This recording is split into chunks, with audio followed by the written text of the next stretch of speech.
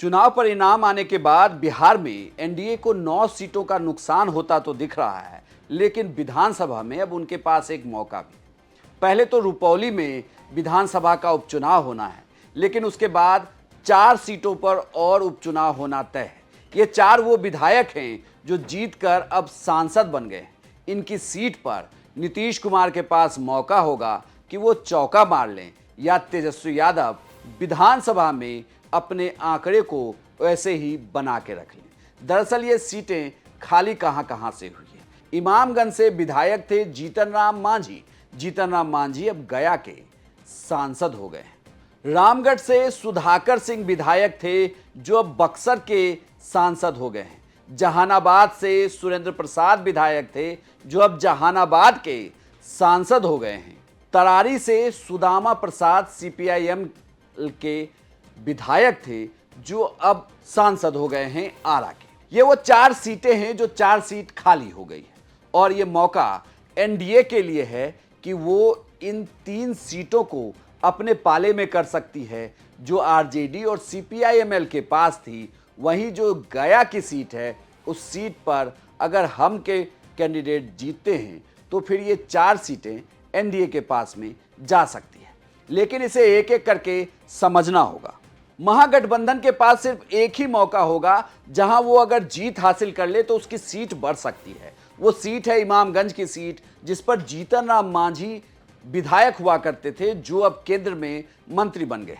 लेकिन ये कहा जा रहा है कि मांझी ने जिस तरीके से चुनाव प्रचार किया है उससे तो ये लग रहा है कि इस सीट पर किसी दूसरे दल के कैंडिडेट का जीतना मुश्किल हो सकता है। लेकिन महागठबंधन ने जिस तरीके से प्रयोग किया है उससे ये भी नहीं कहा जा सकता कि ये जीत इतनी आसान भी होगी।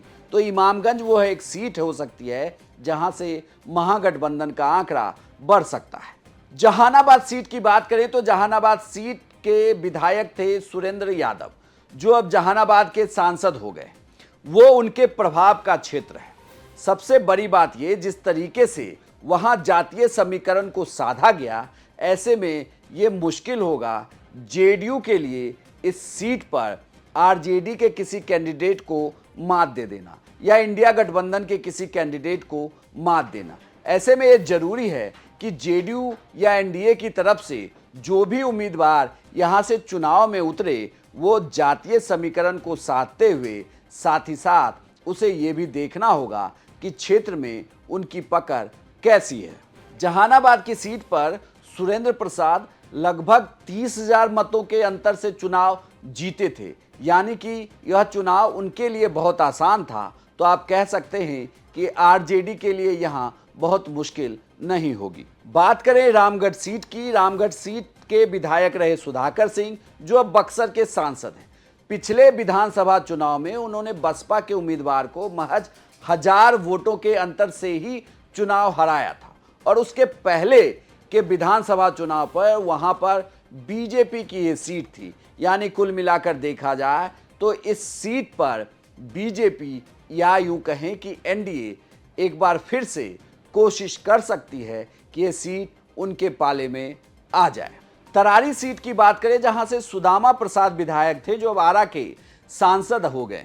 उन्होंने पिछला चुनाव एक निर्दलीय उम्मीदवार को हराया जो नंबर 2 पे रहे और वहां तीसरे नंबर पर बीजेपी के उम्मीदवार थे। इस बार बीजेपी के सांसद आरके सिंह वहां चुनाव हारे हैं। बीजेपी किसे चुनाव में उतारती है यह देखना दिलचस्प होगा, क्योंकि वहां भीतरघात की भी बात कही जा रही है।